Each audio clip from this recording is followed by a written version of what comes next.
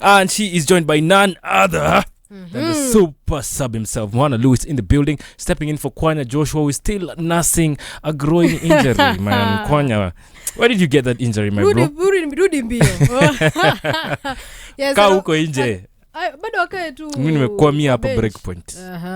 Yes, and of course we continue the AFCON countdown, and next we talk about a team in the north of Africa. Let's start with the countdown. It's time for 2025 AFCON countdown with Kwanya Joshua and Hilda on Breakpoint.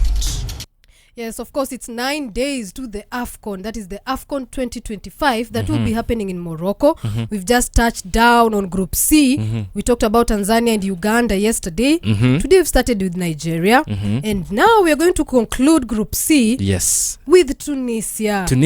Yes, a team or a country that is located in the northern side of Africa. And of course, one of the most interesting thing I read about them, about the country, Africa's northern tip, that is the Cape Angelia, That's what it's called. Is the continent's most northerly point.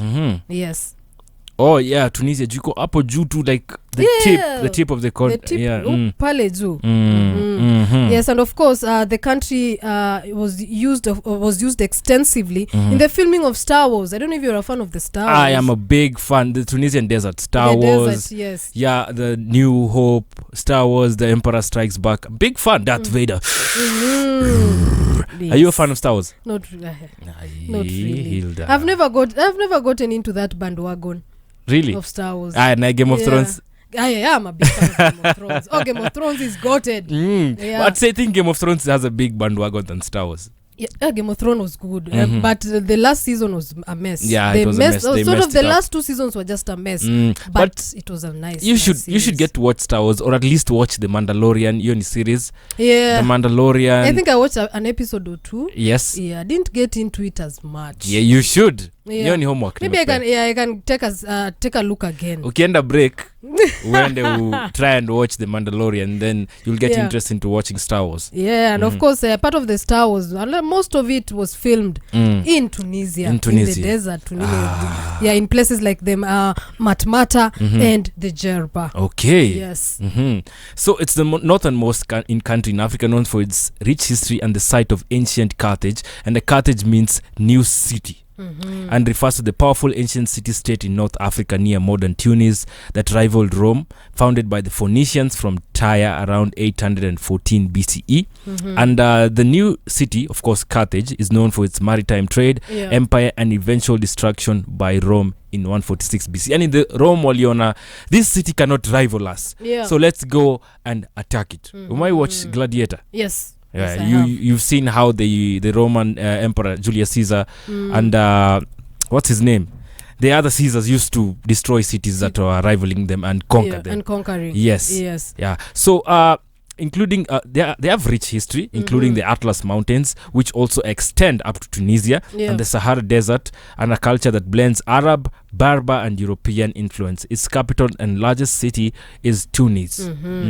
Yes, and of course Tunisia is also known for spicy Harris paste, that is which you used to add on food. Yes. Of course, known for couscous as well. Couscous. Yes, I've had a chance to taste. It's grainy like, but it tastes really nice. What's couscous? It looks like rice, but it's smaller than rice, and it has a sweet taste to it. When you've been to Tunisia? No, but they're available here in Nairobi hotels. Okay. Yeah. So a Tunisian delicacy available in Nairobi. It's in Nairobi. When you go to one of those bougie hotels, you'll get it. You'll have to name me one in my bucket list. Yes, I will. After the show, I will tell you. And of course, it's also they produce oil. That is the olive oil. Yes, one of the largest producers of olive oil as well. Okay. Yes. So its population is approximately 12.4 million, like a small population for a small country. So it's equal to Sawa. The official language is Arabic, while French is also widely spoken in business and education. When it comes to religion, Sunni Islam is the dominant religion, practiced by around 99% of the population. The currency is the Tunisian dinar, and Independence Day is on 20th March of 1956. Yes, of course. And when you now get into the football, the national team is nicknamed the Eagles of the Carthage. Of course, that is their nickname. And they've made 7 World Cup appearances. And in terms of the AFCON, I think for all the countries we've covered, they've appeared the most. 22 22 appearances in the AFCON. Wow. And the first time they appeared in the AFCON was in the 1962. And of course, they have won it once. That is in 2004. I remember that. You know, I started watching football around 2004. And one of the things that I actually remember is the AFCON and the Euros. Imagine, those are the two things that I remember. Greece winning it and Tunisia winning it. Alafu ule captain wao Manuel hivi lifting the trophy. Imagine those are the things. And I was around 6, 5, 6, 7 years old. So I think I have a good memory. So they are currently ranked 40th in the world by FIFA as of November 2025. This is very good. And nickname, of course, the Eagles of Carthage. Confederations, wako CAF. Head coach is Sami Trabelsi. I don't know if you remember Trabelsi. He used to be a player of Tunisia. Yeah, I remember he was also in the late 2010s squad hapo, and I think 204 So the highest FIFA ranking is 14th, and that was in April to May of 2018 in the world. Most caps is Radi Jahidi, who has 105 international matches. The top scorer is Issam Jamaa with 36 goals. Oh wow. Brilliant. Yes, and of course Tunisia, as I said, they're in Group C, and of course some of their notable players that you'll be able to see in the AFCON. Of course we have their captain, of course, who is a midfielder, that is Ferjani Sassi. Of course is the team captains and one of the most important veterans in that team. And I remember generally the Tunisian team is known for their defensive discipline. They are very, very disciplined defensively. Yes, defensively. For the longest time that has been their style of play. Yes, and of course another player you can enjoy and look at as well is Elish Kiri, another defensive midfielder. Does he play for Cologne or Frankfurt? Play for Frankfurt. Frankfurt. Frankfurt in the Bundesliga. Yes. So another interesting fact to know about Tunisia, is that they became the first African and Arab team to win a World Cup match when they beat Mexico 3-1 in their 1978 debut. And despite numerous appearances in the World Cup, they have never advanced to the group stage, and their most recent victory was a 1-0 win over reigning champions France in the 2022 tournament. Though it was not enough to progress. But in the World Cup, the African teams only slay some giants. Cameroon beating Brazil 1-0. Tunisia beating France 1-0 as well. So African football is on the rise. Yes, I remember that's the recent one, of course, in the 2022 World Cup. That is the team that beat, I think, I've forgotten the name, but I will remember. As you said, of course, the African teams have been in the World Cup, but it's been a challenge getting it done and bringing that trophy. But Morocco was so close. So yes, in next year's World Cup, we might just get closer to the trophy. And who do you think might just be the country to do it? We don't have to give it to Morocco again. Or Senegal. Senegal. Just because of the experience, and of course again Senegal is another good shout. Senegal also beat England in a friendly sometime this year. Yes. So kidogo tunaelekea hapo.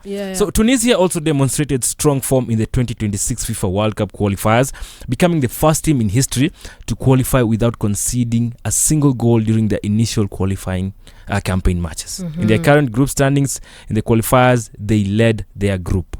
9 wins, 1 draw, 0 losses. Oh, that is a good record. Yes. Do you remember any Tunisian player from the past? Oh, now that I have to try and think. I remember one. I remember, of course, Trabelsi, the coach, and Seyfidiane Jaziri. I don't know if you remember him. Played for which team? Tunisia. No, about the club. I don't remember the clubs, but he used to feature sana in the AFCONs. So the most famous retired forward is Ziad Jaziri, a star in Tunisia's 2004 AFCON winning team. Yes, this is the player. He played from 2002 and 2006 World Cup and helped Tunisia win the 2004 Africa Cup of Nations. Yes, and of course, as of yesterday, Tunisia has named its final 28 players that will be in the AFCON. Of course, this AFCON in 2025, and they went with a bit a mixture, of course, of experience and youth as well. So we have, of course, goalkeepers like Aymen Diamen, of course, plays for CS Sfaxien. Bashir Ben Said plays for Esperance de Tunis. Sabrine Ben Hassan from Etoile du Sahel. Nourdine Farti, of course, from Stade Tunisienne. And of course, some notable, we have defenders. We have Jan Valray, who plays for Sheffield Wednesday. We have Mohamed Ben Ali, plays for Esperance. Dylan Braun plays for Servette FC. Yes, Dylan Braun. Yeah. And of course, Mansa Talbi, FC Lorient. Yassine Mera from Esperance de Tunis. Adem Erous from Kasimpasa. Yes. Nadir Gadri, Ahmad Gorsni, Mardat Benz Ons plays for Kisimpasa. Yeah. Ali Abdi, of course, of the OG Nice, and Ali Maulul of CX Sfaxien. Yes. Hey, that name. And the forwards, of course, Elias Sad from Osberg, Elias Ochuri from FC Copenhagen, Hazen Monsuri from Dinamo Makachala, Anzi Makachala. Oh, it's Dinamo Makachala. Yes, and Sebastien Touquet from Celtic, Firas Chutat from Club Afrien, and Sifiden Jezri from Zamalek. Yeah, so it's a mixture of course, players that are playing abroad and those that, of course, are playing locally. And just a notable name, Hannibal Mejbri playing for Burnley. Yes. FC. And Kitumoja, you have to know that Hatem Trabelsi, of course, he's their coach and the legend of Tunisia, or was in the 2004 AFCON. Yeah. Yes, he is a black Arab. Tunisia have a black coach. Interesting. And a former black player, which is interesting. All the best, Tunisia, and let's just wait to see how they go. And of course, apart just from football, Tunisia also produced one of popular tennis players, that is Ons Jabeur. She was a woman tennis player. She's a female tennis player. I think she has sort of retired kidogo. She was world number 2 at some point. Around, and I think in 2022 thereabout, she was world number 2 and has been to several Grand Slam quarterfinals and finals. So it's not only football, but I think there's a bit of diversity as well in terms of their sport. So that has been Group C. Of course, as we said, Group C has Uganda, Tanzania, Nigeria, and Tunisia.